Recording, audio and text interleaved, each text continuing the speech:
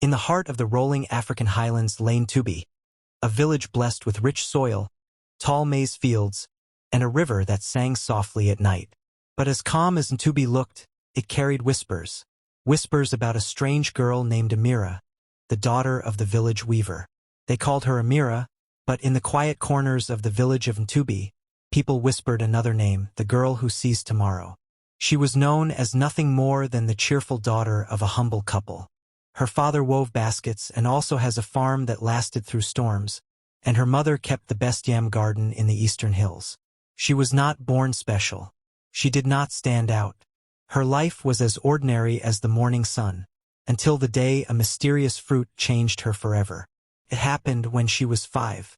Her mother had taken her to the market, and while she played near the shade of an old tree, a frail woman with eyes like fading embers approached. The woman smiled, handed her a strange, glittering fruit, and said in a voice that carried both warmth and warning, "Eat, child. Some gifts are found, not born." Amira took a bite. It was sweet at first, then oddly bitter, leaving a taste she could not forget. She thought nothing of it afterward. That night, she dreamt of a great storm tearing through the village, uprooting the market stalls and scattering grain across the dusty ground. The next day, an elderly man came to visit her parents. He had traveled far and was dusty from the road. Amira's mother asked her to fetch water for their guest. She did, smiling politely as she handed him the calabash. The moment the man drank, Amira returned to her seat, and something strange happened. Her vision blurred. The room seemed to fade, replaced by a scene she had never seen before. The old man lying in the dirt, his leg twisted unnaturally. A cart toppled nearby. The image vanished in a blink, leaving her shaken, confused. She told her parents what she had seen. They laughed at first, brushing it off as a child's imagination. But 2 weeks later, word came that the same old man had been in an accident, breaking his leg exactly as Amira had described. Her parents were stunned. That night, they sat her down and questioned her. "How did you know?" her father asked. Amira shook her head. "I don't know. I just saw it after I gave him water." Her father decided to test it. The next evening, he and Amira's mother sat at the table while she fetched water for them. As soon as they drank, another vision came. She saw her father smiling in a great field, holding up baskets overflowing with crops, traders pressing coins into his hand, a harvest richer than he had ever known. Then, she saw her mother crying over the body of a lifeless goat, the ground around it bare of grass. A week later, her mother's goat died. Her mother's heart ached, but her father was deeply unsettled. The visions had come true again. From that day they understood her gift and feared it. They warned her never to speak of what she saw to anyone. "The world will not understand," her father said, and so they kept her secret. Years passed. Amira grew into a quiet, observant young girl. The strange visions came only when she handed someone water to drink. Most of the time, she avoided it. Then, the year she turned 18, the first part of her father's vision came true. The harvest that year was unlike anything Ntubi had ever seen. Traders came from faraway towns, and her father earned more money than he had dreamed possible. But that same year, the very year of his fortune, a second incident which was not in the vision came true in the worst way. While returning from the farm after making sales, Amira's parents were attacked and robbed. They never made it home. Their corpses were brought home and buried. The gift that had brought wonder had also brought sorrow. And now, with no one left to shield her, Amira stood alone. A young woman with a secret the world was not ready to hear. After the burial, Amira's days became hollow. She sat for hours under the mango tree behind the house, staring at the dust swirling in the wind. She kept replaying that vision from years ago, her father's big harvest. Yes, she had seen the joy, the coins, the traders, but she had not seen the part where death waited on the road home. Why hadn't she seen it? Why had the vision stopped before the ending? She could not answer those questions. All she knew was the gift had shown her only part of the truth, and that part had left her unprepared for the pain that followed. A month after their passing, her young uncle Kilo, a restless man who spent his life hustling between towns for odd jobs, came to see her. "You can't live here alone, Amira," he said. "Come with me. I'll take care of you." She packed her few belongings and followed him to his small rented room in the trading town of Orica. One night, as they sat by the fire, she told him the truth about her strange ability. How she could see a person's future the moment they drank water she served. Kilo stared at her for a long moment. Then his eyes lit up. "Do you know what this means? People would pay anything to know their future." First, she refused. "It's not a game," she said. "Sometimes the visions are good. Sometimes they are not." But Kilo was persuasive, and the thought of using her gift, maybe even for good, began to take root in her mind. Within weeks, they started their business. A wooden sign outside Kilo's room read, "Pay to see your future. The girl who knows." The process was simple. A person would sit before her, pay a small fee, and drink the water she served. Then Amira would close her eyes and describe what she saw. Sometimes, the visions were bright. A woman laughing with her newborn twins, a farmer standing proudly over golden heaps of yam, a young trader shaking hands with a foreign merchant. These people left smiling, hope shining in their eyes. Other times, the visions were dark. A man weeping over a burned house, a boy lying still after a snake bite, a mother standing alone beside a small grave. These clients left with heavy steps, fear tugging at their hearts. Word spread quickly. People traveled from nearby villages to sit before the girl who could see beyond today. By the end of the first year, they had more money than Kilo had ever seen in his life. Years rolled by. 10 years later, Amira was no longer the quiet girl from Tubi. She was a woman of means, her clothes rich with color, her home filled with carved furniture, her name spoken in markets and mansions alike. As the years passed and the coins piled higher, Amira's heart began to change. She who once bowed her head in greeting now lifted her chin above others. Villagers who came with humble offerings were met with cold stares. Servants trembled at her voice, for she no longer asked. She commanded. The elders of Orica, who had once blessed her with prayers, now received little more than a dismissive nod. "Why should I kneel before them?" she scoffed one evening to her uncle Kilo. "They come to me for answers, not the other way around." Even the poor who lined at her door were treated with disdain. She mocked their torn clothes, their calloused hands. "Go, work for your future," she would say, forgetting that her own power had been gifted, not earned.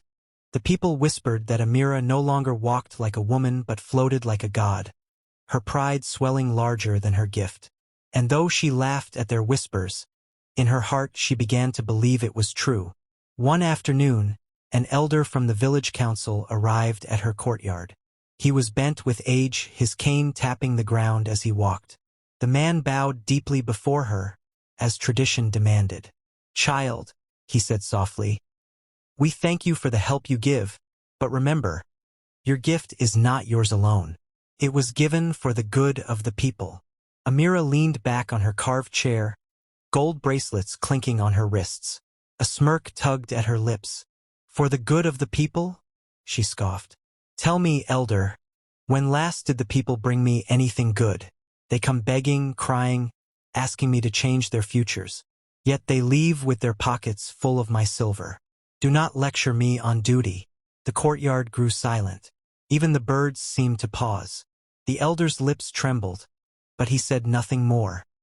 He turned away, shame burning on his wrinkled face. That same evening, a poor widow came seeking guidance. Her hands shook as she held out a small basket of groundnuts, the only payment she could offer. Amira glanced at the offering and laughed loudly. "Groundnuts? Do you think I can eat your poverty? Go. If you cannot pay the price, then suffer your future in silence." The widow's eyes filled with tears as she stumbled away, her dignity shattered. Yet Amira felt no pity. She rose, her robe trailing behind her, and declared to those gathered, "Do not forget who I am. I see what none of you can. When I speak, even the rich tremble. I am no longer like you.